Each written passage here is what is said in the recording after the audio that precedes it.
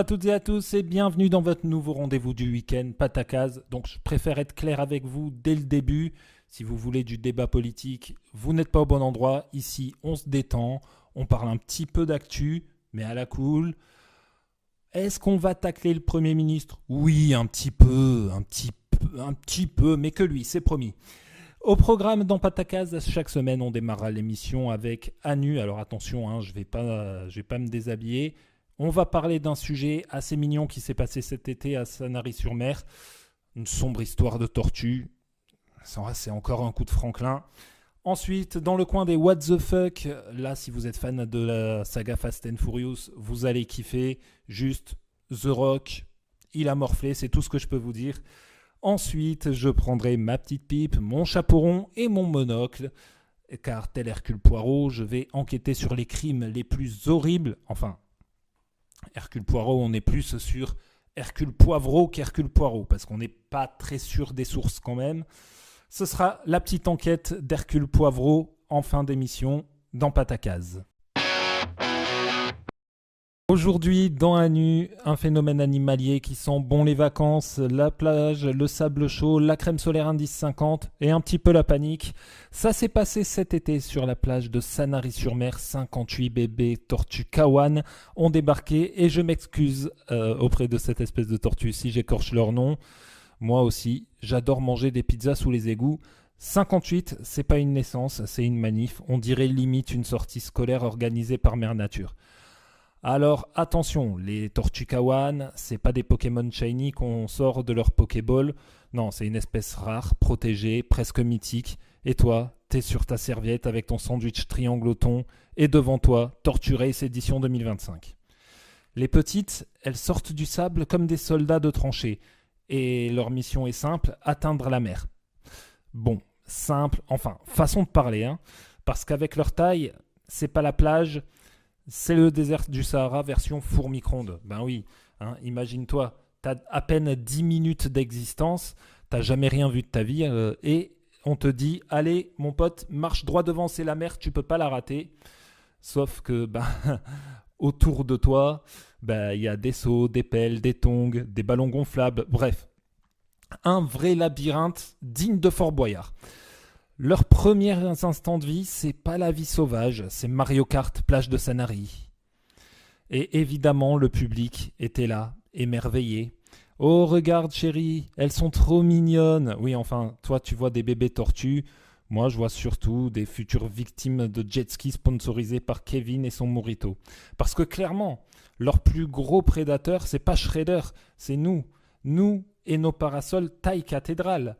Et pourtant, elles y vont. Les petites avec une motivation incroyable. Elles rampent, elles se traînent, elles tracent devant. Et toi, t'hésites à aller chercher une bière au frigo parce qu'il est loin. C'est vrai que 3 mètres, c'est loin. Mais elle se lance dans un marathon vers l'inconnu en mode à poil dans le désert. Respect total. Mais le plus absurde dans cette histoire, c'est qu'on applaudit comme des fous. Genre, bravo, elles avancent, ouais, bravo. Comme si on regardait Koh-Lanta en direct.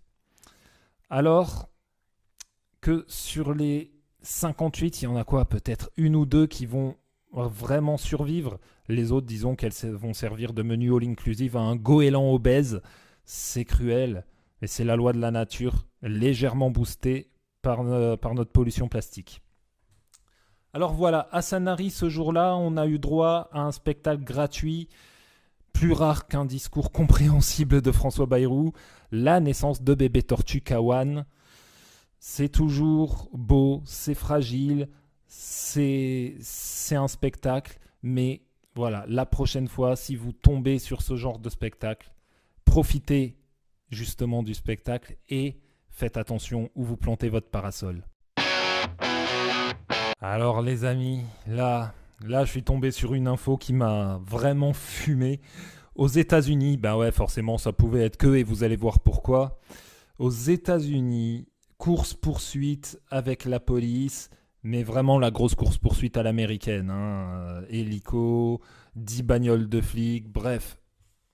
Tu vois l'intro de GTA ? C'est ça. Et d'un coup, le frérot, il s'arrête. Mais il s'arrête pas pour se rendre. il s'arrête à la station-service, au calme. Il a fait son plein, mais limite, j'attendais qu'il aille se chercher un sandwich triangle et une vitelle framboise.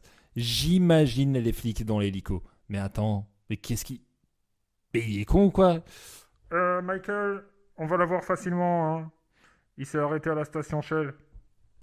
Ouais, sûrement en français. Et après, évidemment, il s'est fait choper, hein. Il s'est fait choper, il se plante 2 rues après. Donc, fin du game, voilà. C'est vrai que j'ai pas vu le temps passer, mais la petite enquête d'Hercule Poivreau, c'est tout de suite. C'était un mardi. Un mardi banal pour la plupart des Parisiens, mais pas pour la gare de Lyon. 6h57 du matin. Paris s'éveille, les voyageurs courent entre 2 trains, les employés bâillent, les premiers cafés coulent. 6h58, le fournil du stand Douceur de Lyon est encore fumant.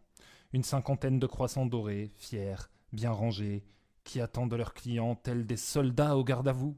7h01, plus rien. Le vide, le silence. Une vitrine désertée. Personne n'a rien vu, personne n'a rien entendu, et pourtant tout le monde a la dalle. Ce mystère a éveillé mes talents d'enquêteur.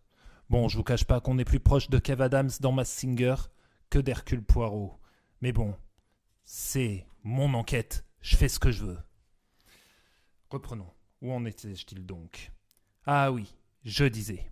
Ce mystère a éveillé mes talents d'enquêteur. J'ai donc décidé d'interroger la boulangère, Nadine, 52 ans, en larmes. Elle dit avoir tourné la tête 30 secondes, juste le temps de ranger 2 baguettes tradition. Quand elle s'est retournée, ses croissants s'étaient tous envolés. Puis un jeune cadre, visiblement harcelé par son patron, dit avoir vu la vitrine pleine. Il a baissé les yeux pour répondre à un SMS insultant de son patron. Quand il a relevé la tête, il ne restait plus qu'un post-it, sur lequel était écrit « Merci pour le beurre ». Alors qui ? Qui aurait bien pu voler une 50aine de croissants et priver tout Paris de ses croissants matinaux? Première piste, les pigeons. Les pigeons, pardon. Chut, ça arrive, je me suis trompé. Les pigeons.